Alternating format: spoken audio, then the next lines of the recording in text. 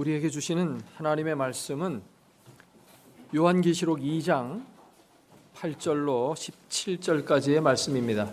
여러분과 제가 한 절씩 교독하겠습니다. 요한계시록 2장 8절. 서머나 교회의 사자에게 편지하라. 처음임의 마지막이요 죽었다가 살아나신 이가 이르시되 내가 네 환난과 궁핍을 알거니와 실상은 네가 부유한 자니라. 자칭 유대인이라 하는 자들의 비방도 알거니와 실상은 유대인이 아니요 사단의 회당이라. 너는 장차 받을 고난을 두려워하지 말라. 볼지어다 마귀가 너희 가운데에서 몇 사람을 옥에 던져 시험을 받게 하리니 너희가 10일 동안 환난을 받으리라. 네가 죽도록 충성하라. 그리하면 내가 생명의 관을 네게 주리라. 귀 있는 자는 성령이 교회들에게 하시는 말씀을 들을지어다. 이기는 자는 둘째 사망의 해를 받지 아니하리라. 보가모 교회의 사자에게 편지하라. 좌우에 날선 검을 가지신 이가 이르시되 내가 어디에 사는지 내가 아노니 거기는 사단의 권좌가 있는 데라. 내가 내 이름을 굳게 잡아서 내 충성된 증인 안디바가 너희 가운데 곧 사단이 사는 곳에서 죽임을 당할 때에도 나를 믿는 믿음을 저버리지 아니하였도다. 그러나 네게 두어 가지 책망할 것이 있나니 거기 내게 발람의 교훈을 지키는 자들이 있도다. 발람이 발락을 가르쳐 이스라엘 자손 앞에 걸림돌을 놓아 우상의 제물을 먹게 하였고 또 행음하게 하였느니라. 이와 같이 내게도 디글로 당의 교훈을 지키는 자들이 있도다. 그러므로 회개하라. 그리하지 아니하면 내가 네게 속히 가서 내 입에 검으로 그들과 싸우리라. 귀 있는 자는 성령이 교회들에게 하시는 말씀을 들을지어다. 이기는 그에게는 내가 감추었던 만나를 주고 또 흰 돌을 줄 터인데 그 돌 위에 새 이름을 기록한 것이 있나니 받는 자밖에는 그 이름을 알 사람이 없느니라. 아멘.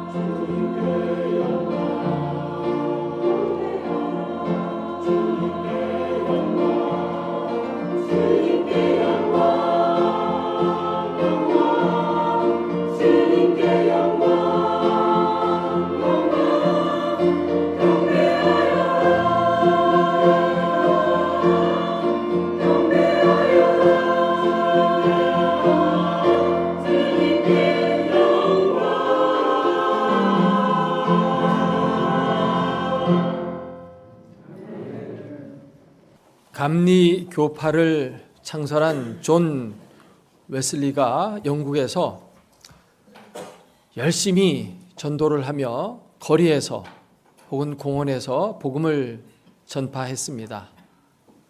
복음을 전파하는 가운데 의심이 들었습니다. 내가 지금 하고 있는 일이 올바른 일인가? 내가 지금 바른 믿음 가운데 있고 지금 올바른 길을 걷고 있는가? 하는 것에 대한 의구심이 들어서 하나님께 기도했습니다. 제가 지금 잘하고 있습니까? 제가 지금 바른 길을 가고 있습니까? 그리고 그 다음 날 역시 공원에 나가서 그리스도의 복음을 힘있게 전파하는데 갑자기 불량배들이 나타나더니 돌멩이를 던지고 거기에 간단하게 설치해 놓았던 그 위에 올라가서 복음을 전했던 단을 다 때려 부시고 구타를 하고 그러는 겁니다. 그때 존 웨슬리는 깨달았습니다. 아, 내가 지금 바른 길로 가고 있구나. 무릇 경건하게 살고자 하는 자는 박해를 받으리라. 성경이 말씀하고 있는 그대로 된 것입니다. 고린도후서 13장 5절 말씀을 보면 너희가 믿음에 있는가? 너희 자신을 시험하고 너희 자신을 확증하라. 그렇지 않으면 너희가 버리운 자니라 라는 말씀이 있습니다. 여러분, 종종 내가 지금 잘 믿고 있는가? 바른 길로 가고 있는가? 그것을 점검해 보는 시간을 갖는 것이 필요한 줄로 믿습니다. 오늘 말씀은 교회는 누구인가? 이런 제목으로 함께 은혜를 나누고자 하는데 교회란 무엇인가가 아니고 교회는 누구인가? 이렇게 표현한 것에 대해서 좀 낯설게 느껴지는 분들이 계실 겁니다. 왜 이렇게 표현했냐 하면 교회는 건물이 아니에요. 또 가톨릭에서 말하는 대로 제도나 조직이 교회가 아닙니다. 교회는 하나님께서 세상 사람들 가운데 특별히 불러내어서 세운 자들의 모임입니다. 곧 우리 모두가 교회인 것입니다. 그렇기 때문에 우리가 누구인가 그래야지 우리가 무엇인가 이런 건 조금 맞지 않는 것 같습니다. 인격체에 대해서는 누구인가 이렇게 표현하는 것이 맞기 때문에 교회는 누구인가 이런 제목을 다른 겁니다. 교회라는 말의 성경 원문은 에클레시아라고 되어 있습니다. 에클레시아라는 말은 밖으로 불러내었다라는 뜻인데 이것은 당시 사람들이 다 이해하고 있는 수백 년 전부터 계속 사용되어져 왔던 단어예요. 그래서 예수님은 그것에 대해서 구체적으로 설명하지 않았습니다. 에클레시아라는 말을 말씀하면서 내가 에클레시아를 세우겠다. 그럼 에클레시아가 뭡니까? 이렇게 물을 수 있잖아요. 또 예수님은 그것에 대해서 설명을 해야 되는데 그런 게 없어요. 왜냐하면 그들은 다 그걸 알고 있기 때문입니다. 에클레시아라는 것은 특별히 로마 시대 때 많이 사용되었던 용어입니다.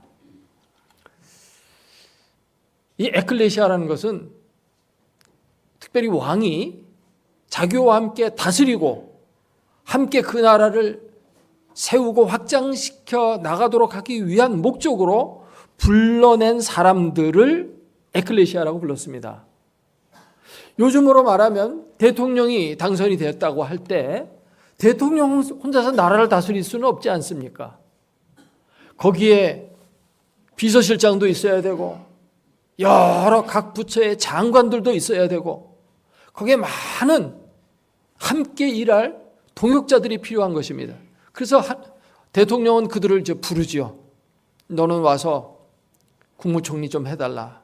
너는 와서 법무부 장관 해달라. 너는 와서 내무부 장관 좀 해달라. 너는 외교부 장관 해달라. 이렇게 사람들을 불러내요. 불러서 그렇게 나온 사람들 전체를 가리켜서 말하자면 옛날에는 에클레시아라고 불렀던 것입니다. 그러니까 부름만 받은 정도가 아니라 목적이 있어서 불림을 받은 거예요. 그러니까 우리가 교회 하면 구원받은 사람들, 그래서 구원받는 게 자체가 목적인 것처럼 생각하지만 그게 목적은 아니에요. 부름은 받아서 무슨 목적으로 불렀느냐?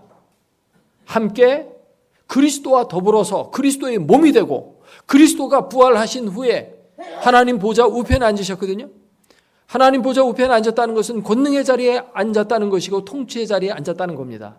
그런데 예수님 혼자 다스리는 것이 아니라 우리를 그리스도의 몸으로 부르셔서 우리와 더불어서 함께 다스리고 그 나라를 확장시켜 나가려는 그런 목적으로 우리를 구원하시고 부르신 겁니다. 이것이 바로 교회의 존재 목적입니다. 교회는 누구이며 무엇을 위해 존재하는가? 이것을 분명히 알아야 돼요. 그 교회가 곧 우리이기 때문에, 그 우리 속에 내가 들어있기 때문에, 나와 밀접한 관계가 있는 것이 교회이기 때문에 우리가 이 교회에 대해서 특별히 성경을 읽으면서 깊게 살펴보고 나는 어떤 존재이며 나는 어떻게 살아야 될 것인가 하는 것을 깨닫는 것이 필요한 줄로 믿습니다. 그래야 하나님을 기쁘시게 해드리는 신앙생활을 할 수가 있는 것입니다. 오늘 읽은 이 요한계시록 2장 말씀은 2장과 더불어 3장에 걸쳐서 초대교회의 대표적인 7교회가 나옵니다. 당시에는 교회가 어마어마하게 많이 있었어요. 이 요한계시록이 작성될 때가 주후 약 100년경이었는데 그때 교회는 벌써 수십 년의 역사를 가지면서 예루살렘에서부터 시작된 예루살렘 교회에서부터 시작해서 사마리아에 그리고 가나안 땅에 많은 교회가 세워져 있었고, 유럽에도 복음이 전파되어 교회가 세워졌고, 또 로마에까지 복음이 증거되어서 교회가 많이 있었습니다. 그런데 7교회만 특별히 선택해서 예수님께서 사도 요한을 통해서 이제 말씀을 주고 계시는 거예요. 그렇기 때문에 이것은 단순히 7교회에만 주는 말씀이 아니라 모든 교회를 대표하는 교회이기 때문에 모든 교회에 주시는 말씀이기도 하고, 이 각각의 교회 가운데 우리 교회에 해당되는 부분들이 있을 겁니다. 그런 부분들에 대해서 주님이 뭐라고 말씀하시는지 그것을 잘 살펴볼 필요가 있습니다.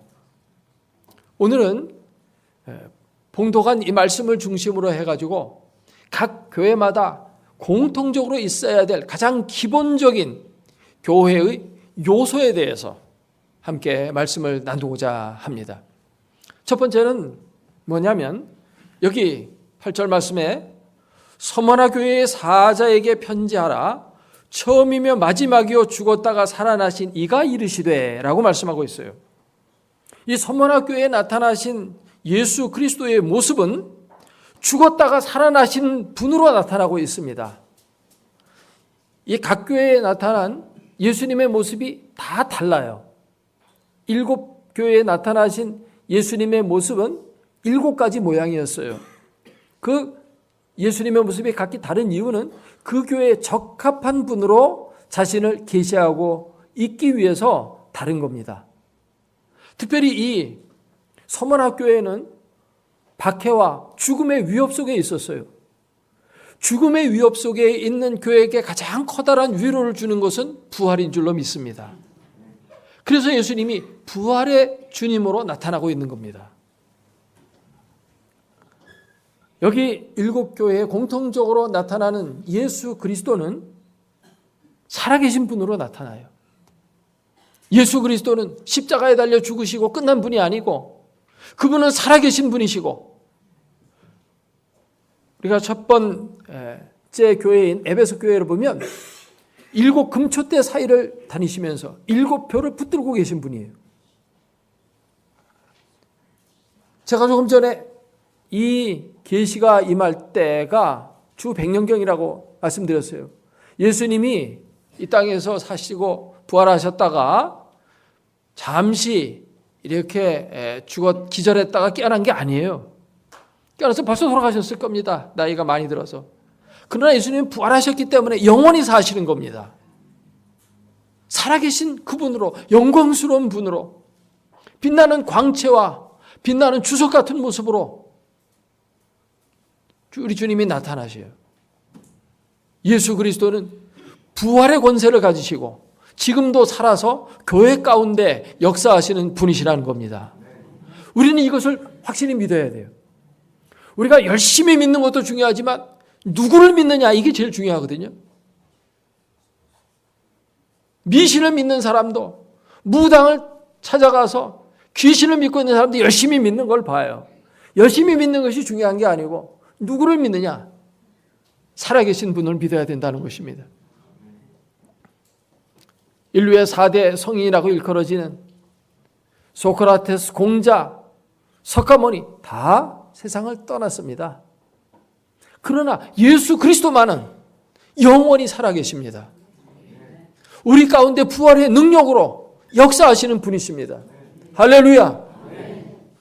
우리는 부활에 대한 소망을 가지고 있습니다. 부활이 없다면 그리스도께서 다시 살지도 않으셨을 겁니다. 부활이 없다면 우리의 전파하는 것도 헛것이고 우리의 믿음도 헛것이며 우리는 여전히 죄 가운데 있을 수밖에 없을 것입니다. 그러나 예수님이 부활하셨으므로 말미암아 그 모든 것이 사실이 되고 진리가 되었습니다. 그리고 이 살아계신 예수 그리스도는 부활의 권능을 가지고 생명의 능력을 가지고 오늘 우리의 삶 속에 찾아오시고 우리를 구원하시고 치유하시고 회복하십니다. 우리가 다니엘 기도회를 통해서 많은 사람들의 간증을 들었는데요. 참 기적 같은 이야기들이 많이 있죠. 어떤 사람은 95% 화상을 입었습니다. 95% 죽는다는 얘기입니다. 근데도 살아났어요. 또 어떤 사람은 폐렴 걸려서 3일밖에 살지 못할지도 모른다 라고 이렇게 의사가 얘기하는 그 절망적인 상황 속에서 기도를 통해서 깨끗하게 고침을 받기도 하고, 어떤 사람은 과학 공부를 시작했는데 이것이 확장되고 확장돼서 지금 35살인데 500억을 선교 현장에 보내서 5억짜리 아프리카의 학교를 이렇게 100군데나 지어서 하나님의 나라를 확장해 나가고 있기도 하고요. 참 기적 같은 일들이 일어나는 것은 바로 무엇입니까? 하나님이 역사하시기 때문이죠. 부활의 주님이 우리 이번 커맨시 수양에서도 역사해 주셨습니다. 방언의 은사를 받은 사람이 4분이 또 새롭게 나왔고, 어떤 사람은 통증이 치유되었고, 어떤 사람은 다리가 길어나기도 하고, 제가 앞에 있는 그 분들한테 이 다리가 기도할 때 다리가 길어나는 걸 한번 눈 뜨고 기도하면서 보라고 그랬어요. 그래 기도하니까 다리가 길어져 나오는 겁니다. 그러니까 막 놀라는 겁니다. 이런 역사도 있었고, 놀라운 치유와 회복 역사들이 오늘도 나타나는 것입니다. 할렐루야. 우리가 믿는 하나님은 지금도 살아계신 하나님. 이번 다니엘 기도회 동안에 배운 단어지만 시퍼렇게 살아계신 하나님. 할렐루야. 이십니다. 여기 죽었다가 살아나시니가 이르시되, 이 한마디 앞에 그냥 우리는 뭐 딴 것 사실 더 얘기할 게 없어요. 죽었다가 살아났다는데 뭐 그분이면 최고지. 할렐루야. 그분 안에 구원이 있고 능력이 있고 치유가 있고 회복이 있으니까. 할렐루야. 근데 이 서머나 교회에 이렇게 말씀합니다. 너는 장차받을 고난을 두려워하지 말라. 마귀가 장차 너희를 옥에다가 던지고 시험을 받게 할 건데 10일 동안 환난 받을 거다. 10일이라는 것은 완전 숫자 열을 말하는 건데, 그러니까 말하자면 큰 환난을 겪을 거다, 그런 뜻입니다. 딱 10일만 환난 받는다는 것이 아니고, 그런 고난이 교회에 있다고 말하고 있는데 초대교회는 계속 그런 고난의 연속이었어요. 여기 요한계시록에 나오는 7교회에 보면 다 고난이 있어요. 교회의 가장 기본적인 요소로 있는 것이 바로 고난이라고 하는 것입니다. 교회가 왜 고난을 받아야 할까요? 예수님께서 십자가에서 고난을 받으심으로 말미암아 우리의 죄의 책인 모든 고난을 다 해결하여 주셨는데 왜 우리가 고난을 받아야 되죠? 우리는 예수 그리스도 안에서 영광만 받고 행복만 누리면 되는 것 아닙니까? 물론 인류를 대속하기 위한 구속의 은총을 위한 고난은 예수님이 다 당하셨어요. 우리가 당하는 고난 때문에 인류의 구원에 무슨 십자가의 구원에 보탬이 되는 건 없습니다. 그런데 예수님이 구원을 완성했지만 이것이 전파되어지는 가운데, 이 구원의 복음이 확산되어져 가는 가운데 그것을 저항하는 악한 세력들이 있어요. 그들이 박해를 하는 겁니다. 객관적인 구원은 예수 그리스도께서 다 이루셨지만 이것이 각 사람에게 주관적으로 임하는 과정 속에 고난이라는 것이 있어요. 근데 그 일을 우리가 해야 된다는 겁니다. 예수님은 부활 승천하면서 그 일을 우리에게 맡기셨고 누구든지 나를 따라오려면 자기를 부인하고 자기 십자가를 지고 나를 따르라고 말씀했고, 사도 바울은 그리스도의 남은 고난을 자기 몸에 채운다고 했어요. 이 남은 고난이라는 것이 뭡니까? 인류의 십자가 구원에 모자라서 보충하는 그런 고난이 아니고 이것을 세상 사람들에게 널리 전파하는 과정 가운데서 따라오는 고난입니다. 근데 이것이 그리스도의 고난인 이유는 우리가 그리스도의 몸이기 때문입니다. 예수 그리스도는 하늘 보좌 우편에 앉아 계십니다. 그러나 그 몸이 땅에 있어요. 이것이 복음이 확산되어져 가는 가운데 고난을 받아요. 그래서 그리스도의 고난입니다. 바울이 예수 그리스도를 믿는 사람들을 체포하고 잡아 가두고 박해하고 죽이는 일에 앞장섰을 때 예수님께서 다메섹 도상에서 나타나서 이 바울에게 말씀하십니다. 사울아 사울아, 바울아 너가 어찌하여 나를 발길질하느냐. 하늘에서 주님이 고통을 느끼고 계시는 거예요. 발로 다 막 차니까 얼마나 아프겠어요. 주먹으로 때리는 것보다 발로 차는 것이 대여섯 배 이상 더 파괴력이 있대요. 이것이 바로 그리스도의 남은 고난입니다. 우리가 장차 주님과 더불어서 영광을 누릴 그런 사람들이기 때문에 이 땅에서 그리스도와 함께 고난을 받는 그런 삶을 살아야 될 줄로 믿습니다. 누구든지 하나님의 나라를 위해서 올바른 길을 가고자 하면 박해를 받게 되어 있고 그 길은 좁은 길이라고 했고 험한 길이라고 했어요. 세상에는 넓은 길이 있고 좁은 길이 있어요. 그 넓은 길은 평탄합니다. 많은 사람들이 글로 갑니다. 그 길은 안락한 길이고 평안한 길이에요. 그러나 주님은 우리에게 좁은 길로 가라고 했습니다. 그 길은 험하고 협착하고 고통이 따르는 길이라고 했어요. 그러나 그 길은 생명의 길이라고 했습니다. 그 길로 가야 되는 것입니다. 교회는 그 길로 가야 돼요. 예수 그리스도를 통해서 하나님의 나라가 이 땅에 왔어요. 그러나 그것이 완전히 끝난 게 아니에요. 주님이 재림하셔서 이 세상 역사를 끝날 때까지는 하나님의 나라는 누룩처럼 점점 퍼져나가고 확장되어져 가거든요. 그 과정 속에 우리가 있는 거예요. 그것이 확장되어져 가는 과정 가운데서 사탄의 세력들은 그것이 확장되지 못하도록 계속 막고 방해하고 괴롭히고 그렇게 합니다. 세상 사람들의 마음을 어둡게 해가지고 예수 믿는 사람들을 심하게 박해해요. 지금도 이슬람 국가라든지 혹은 아프리카 이런 복음이 들어가지 못한 곳에 복음을 전하는 사람들이 죽음의 위협이 있어요. 얼마 전에도 선교사 몇 명이 죽었다고 하는 소식을 들었어요. 이슬람의 공격에 의해서 죽고 그들이 막 폭탄을 설치하기도 하고 사람을 잡아다가 목을 자르기도 하고 불에 태워 죽이기도 하고 예수 믿는다고 마을 사람들이 예수 믿는 사람들 붙잡아가지고 가운데다 놓고 몽둥이를 개패듯이 팹니다. 견디다 못해 손으로 맞고 막 이러지만 머리가 깨지고 팔다리가 다 부러지고 어쩔 수 없이 쓰러지니까 나뭇가지를 꺾어다가 그 위에다가 이렇게 쌓아놓고 불을 지르는 겁니다. 그렇게 고난받는 사람들이 있어요. 근데